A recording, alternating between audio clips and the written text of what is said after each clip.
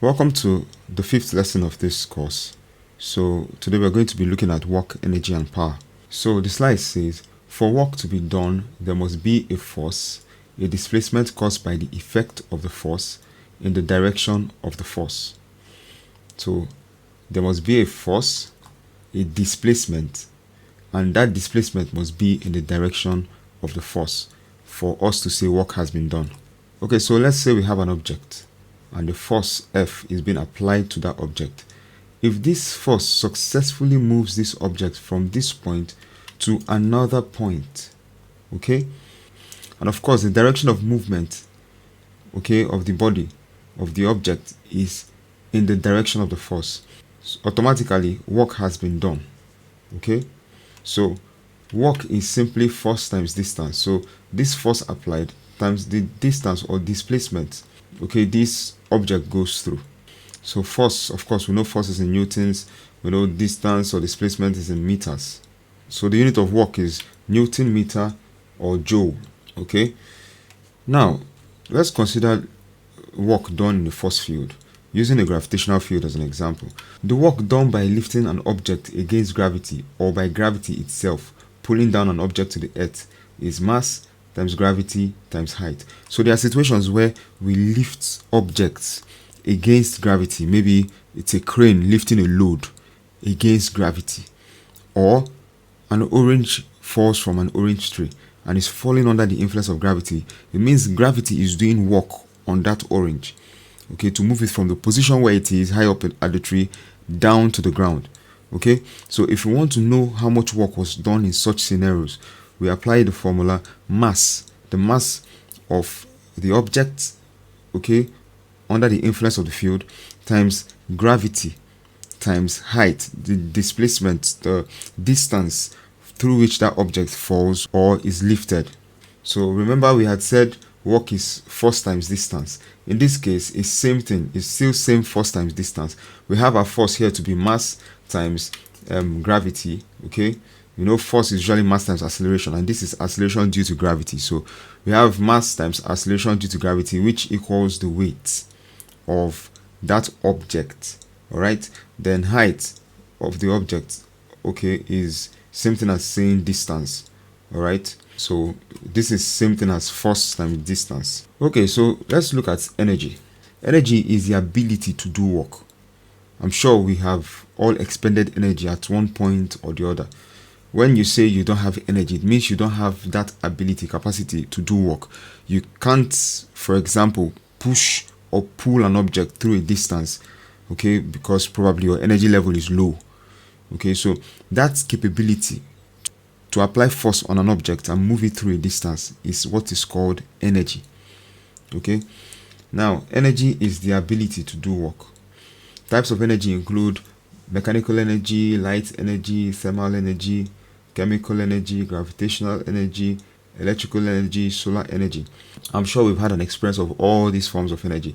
You talk about mechanical energy. Okay, this is the energy you see in car engines. Okay, you see in cranes. All right. Okay, light energy we see in bulbs. Thermal energy we see in things like pressing irons, water heaters. All right, chemical energy we can see that in batteries. Gravitational energy, of course, everybody experiences that one from the earth. We have electrical energy, of course, that powers our homes. Okay, solar energy also powers our homes, okay, using solar panels and all that. So all these are forms of energy that are available for work to be done. All right, so energy can be divided into two types. We have the kinetic energy and the potential energy. Okay, so the kinetic energy is the energy possessed due to motion. All right, so for example, let's say a guy is running on a track. Okay, because of that movement, that motion, he possesses a form of energy, and it's called kinetic energy. It depends on the mass and velocity of the body. Okay, so when an object is in motion, it possesses kinetic energy. All right, that's energy comes just due to its motion. Okay, so this kinetic energy is dependent on the mass of that body and the velocity of the body. All right, so the formula for kinetic energy is half mv squared. Okay, so you can see kinetic energy depends on mass, depends on velocity.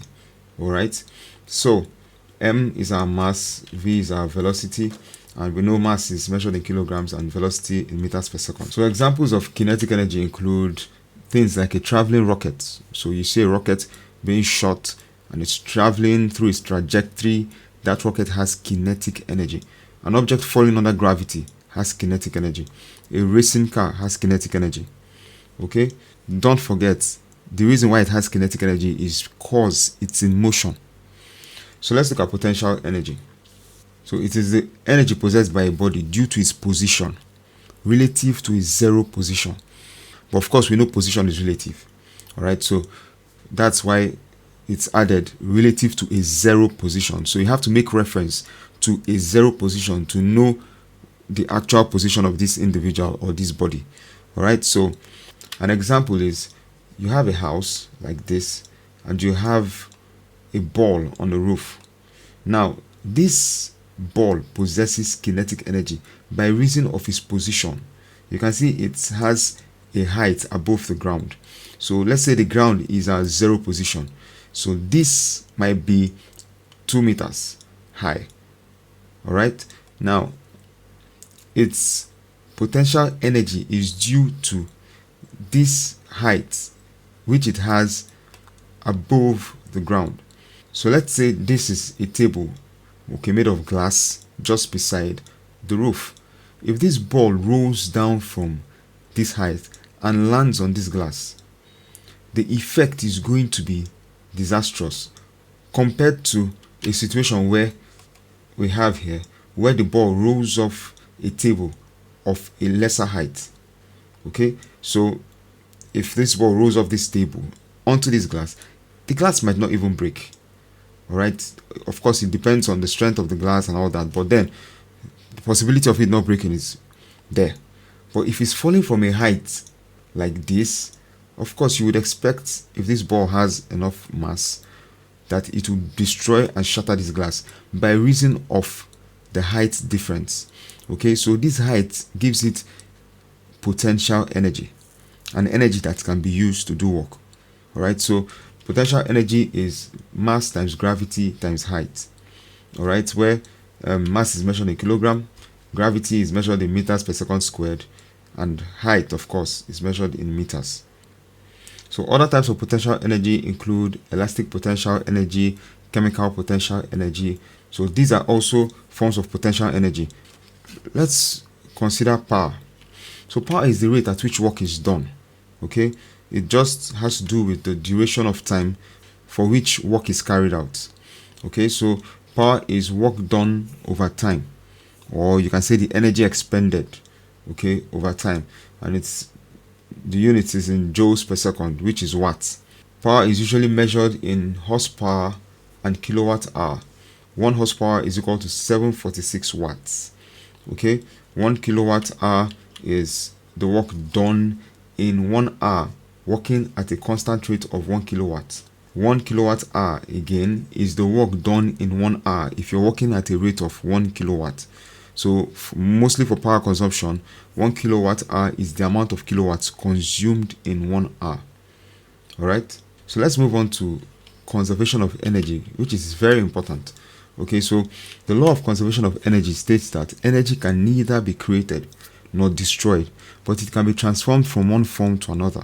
Any system will consistently maintain the same amount of energy except it is added from outside the system, which then makes the system an open system. Okay, a closed system is one that has no interaction with its outside environment, while an open system is one with external interactions.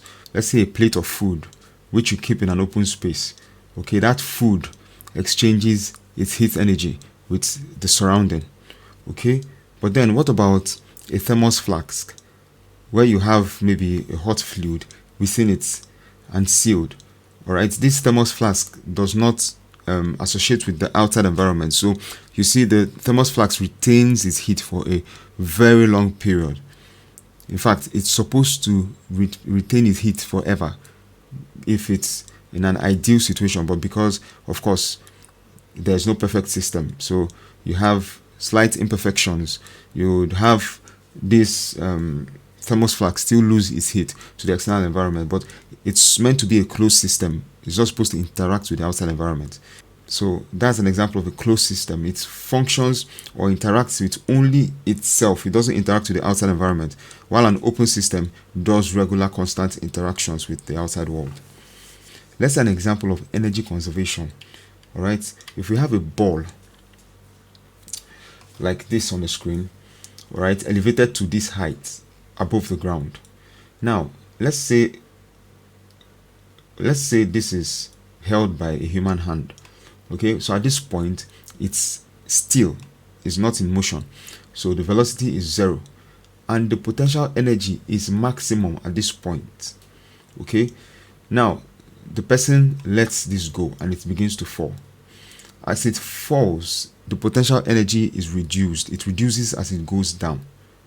But guess what? As the potential energy is reducing, the kinetic energy is increasing because this ball is falling at an increasing speed right until it hits this floor.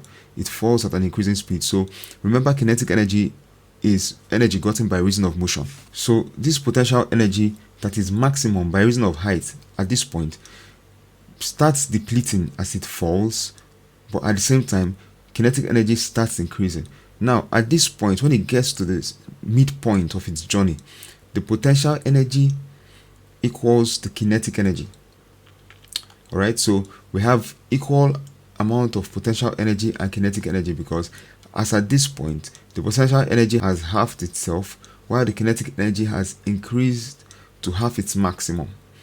Now as at when it hits the ground, of course it has lost the advantage of height and has lost all its potential energy, but at this point, just before it hits the ground, the velocity is maximum. Okay, so you can see potential energy at this point is 0, but kinetic energy is at its maximum. Okay, so that's for a falling body. What about a simple pendulum? Okay, so if you drag this simple pendulum, if you drag this bulb down to this point, okay, you automatically give it kinetic energy by reason of height. All right, so if I draw a line here, all right, and have this to be our 0 point, and we take this to be our max. All right, both of them are max. So you see that the height advantage that this ball has is this. Okay, this is the height advantage it has, all right, over this other guy. So you can see that at this point, which is the maximum height, okay, at which point it is still not in motion, the potential energy is at its maximum, but the kinetic energy is at 0 because there's no motion. Now once you let go of this ball and it starts coming down, all right, it starts gaining kinetic energy and losing potential energy. So by the time it gets to this point, which is the 0 point, okay, it has lost all potential energy and has gained kinetic energy at the maximum. That's why you see, even for the pendulum, when it's swinging, it swings at its maximum velocity at this point. So once it leaves this point, it begins to lose kinetic energy again and gain potential energy. And as soon as it gets here, potential energy becomes maximum, kinetic energy is lost. And the same thing happens as it continues this journey. Okay, so this is make us understand properly that energy is actually not lost or created, it is conserved. It's just only being transformed from one form to another. All right, so the total energy in this system now, like for this simple pendulum, even for the falling object, the total energy in this system is the maximum potential energy or the maximum kinetic energy. So the potential energy at this point is the total energy in this system. The kinetic energy at this point is the total energy in this system. Okay, because at this point the total energy is expressed as potential energy. Once it starts coming down, it loses that energy and gains kinetic energy. Gets to this point, the total energy is represented as kinetic energy at this point. Okay, so if you want to know what's the total energy in this system, it is the maximum kinetic energy in the system, which is at this point, or the maximum potential energy, which is at either of these 2 points. Okay, or the sum of both energies at any of the points in between. So if we take a point here, we sum the kinetic energy at that point and the potential energy at that point of this bulb, we will get the total energy in the system. Okay, so here the maximum kinetic energy, of course, is equal to maximum potential energy. So we know kinetic energy is half mv squared and potential energy is mgh. So we have, okay, v maximum, okay, squared equal to 2gh. All right, if we make v squared the subject of formula, of course, m here will cancel out with this m here, and this 2 will come over to this side. So we have v max equal to rho gh. Okay, so the maximum velocity of this kind of arrangement is the root of 2gh. Okay,